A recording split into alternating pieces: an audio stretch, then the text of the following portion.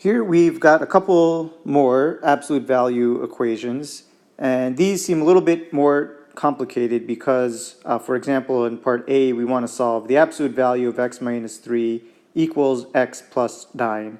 So now this variable x is both inside the absolute value and on the other side of the equation. But our thinking is going to be similar to the previous examples that we've looked at.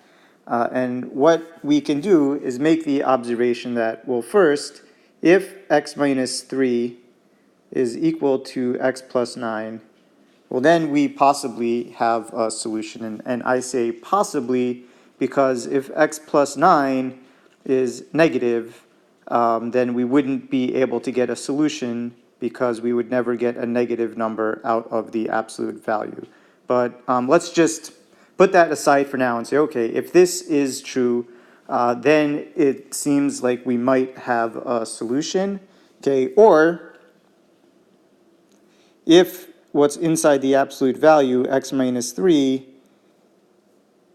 is equal to minus the quantity x plus 9, when I take the absolute value of this, I would get x plus 9 back, assuming, again, x plus 9 is positive. So these aren't guaranteed, but if these two conditions are not satisfied, then we definitely don't have a solution. So let's solve each of these conditions and see if they give us solutions. So taking a look at this first one, oh boy, okay, so when do I take a number x and subtract 3 and get the same result as if I took that same number and added 9 to it, right? So this looks like a strange equation, and in fact, there's no value of x that when I subtract 3, I get the same thing as if I added 9 to it, okay? And so again, don't expect every equation to have a solution.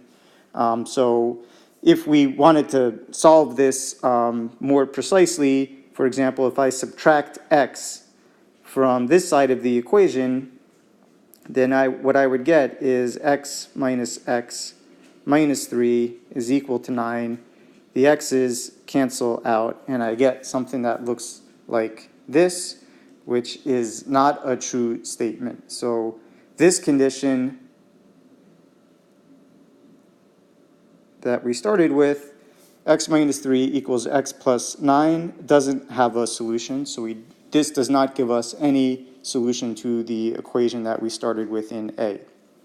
That doesn't mean the other equation won't work. So if we check this one out, let's first distribute the negative sign to the terms on the right side. And now I can add x to both sides. And then add 3 to both sides. So that gives me 2x is equal to minus 6, dividing both sides by 2. Here it seems like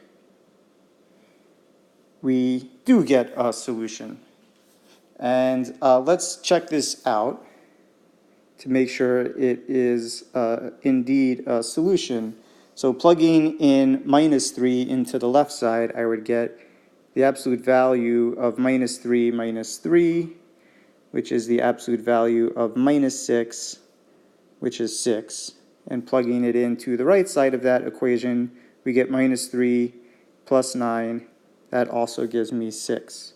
So this checks out. So here we have one solution, x minus 3, and only one solution to part A.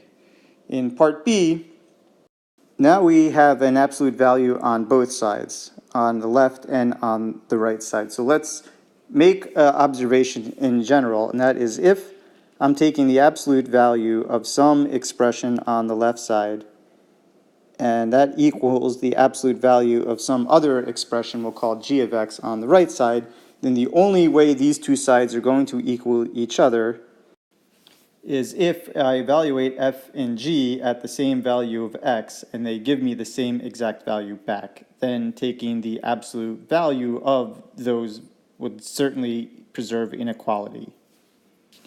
Or if when I plug in a value of x into f and g, they give me values which differ by a negative sign. Then when I take the absolute value of whichever one is negative, I would get the positive number back, and we would get inequality.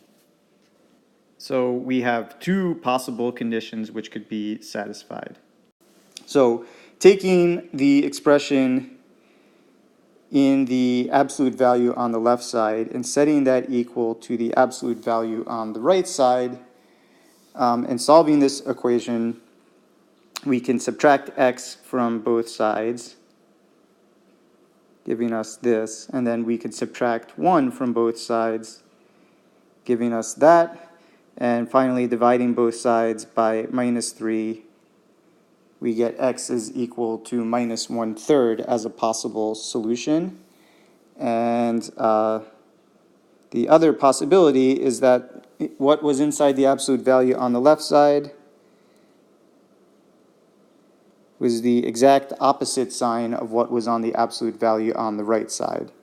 And so now, distributing the negative sign to the terms on the right, we get minus x minus 2, adding x to both sides gives us 1 minus x is equal to -2, and then subtracting 1 from both sides gives me minus x is equal to -3. In other words, x is equal to 3. And so these are our possible solutions at this point. And just like we saw in part A, it's possible that they might not work out. So let's check to make sure these work. So checking the solution of -1/3, the absolute value of 1 minus 2 times -1/3, well, that would give me the absolute value of 1 plus 2/3. 1 plus 2/3 gives me 5/3, and the absolute value of that is 5/3. And checking the other side of that equation, we would get x, which is -1/3, plus 2, and then take the absolute value. And so 2 is 6/3, and so if I subtract 1/3 from that, I get 5/3. And so, yes, these two sides of the equation are equal. That solution checks out. And lastly, checking the solution 3 to make sure that this works. On the left side, I would have 1 minus 2 times 3. Take the absolute value of that. And so this inside the absolute value is 1 minus 6. And taking the absolute value of -5 gives me +5. And plugging this into the right side of the equation, I would get the absolute value of 3 plus 2. And that gives us 5. So this gives me the same value on both sides, so that also is a solution. So part B has two solutions. X is -1/3, or x is equal to 3.